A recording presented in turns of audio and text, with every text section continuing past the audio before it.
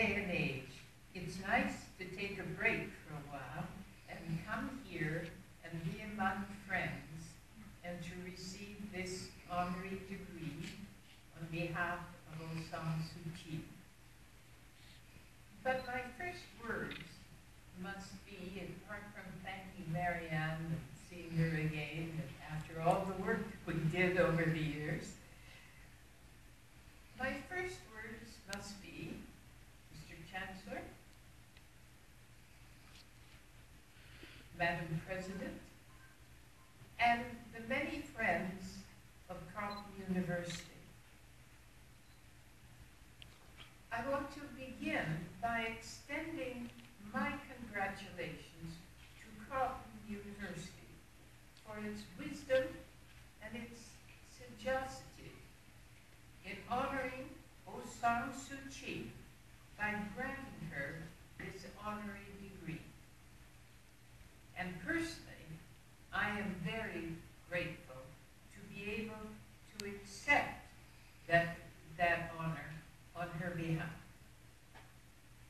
I want to mention, as I begin, a couple of groups that I work with and who are very important in the work that is going on to support Aung Suu Kyi.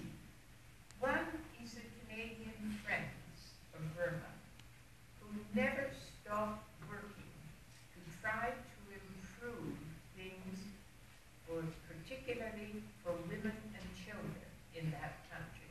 And they work with very little recognition, but with continuing dedication to the things that they feel must be carried out.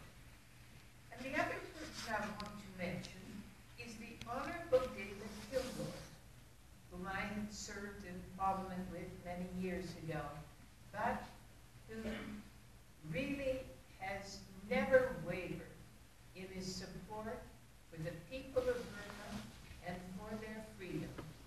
And I want to congratulate him for the work that he continues to do.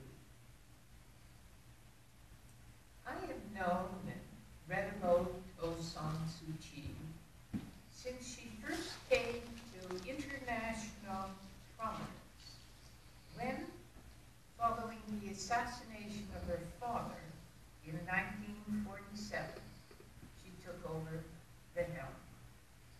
Although she had been out of the country of Burma for many years, studying and working abroad, she returned to Burma to become leader of the National League of Democracy and to focus the revolt against the then dictator, General Ne Win.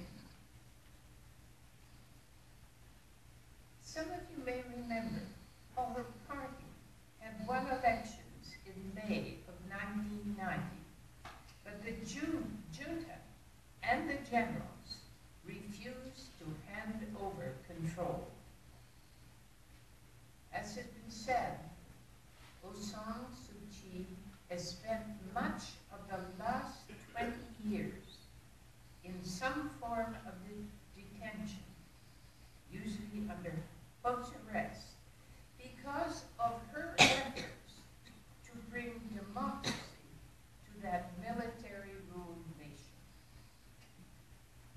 She was finally released on November the 13th, 2010, but only under very strict conditions after another set of elections had left the military-backed parties in control. She has won numerous international awards, including, as has been mentioned, the Nobel Peace Prize in 1991. What a singular recognition of her great work. But none of these awards has she been able to accept personally, since if she left the country to do so, to accept them, the current government would certainly not permit her to re-enter and encourage her people. in 2007, I'm pleased to note, and has been mentioned, that the Canadian government made her an honorary Canadian citizen. That's one out of only 5 people who have been ever accorded that honor. Just think, Canada has made Aung Suu Kyi an honorary Canadian citizen. And we, who are Canadians here today, take great pride in recognizing that this strong, silent woman is also a Canadian citizen. Married with 2 sons, and one of her sons, a medical doctor, has now returned to Burma to be with her. She lives a relatively quiet life, but continues to speak with passion and resolve throughout the country as the head, the leader of the National League of Democracy. Just think, she does that, knowing the danger, knowing the fact that any time she could be seized and thrown back into prison. But that doesn't weaken her resolve to go about encouraging people to follow democratic processes. She is permitted to do so, I think, because the military junta is very aware that to further arouse international opinion against them would cause irreparable damage to its trade, to its position in East Asia, and to its future as a government, no matter how many elections it is able to fix. What can one say about an individual like Aung San Suu Kyi that hasn't already been said? Not much in an original sense, to be sure, but what needs to be done is to describe and to repeat over and over the wonder, the awe, the inspiration that one individual can instill in so many other millions of individuals. An inspiration to make them want to do more for others, to help them realize their own good fortune, that they are free and can live their lives in ways that will be of benefit, not only to themselves, but to the millions of others who are far, far less fortunate. Some years ago, when Aung San Suu Kyi was first placed under house arrest, it was still possible to visit Burma and to line up outside the grilled fence surrounding her family home.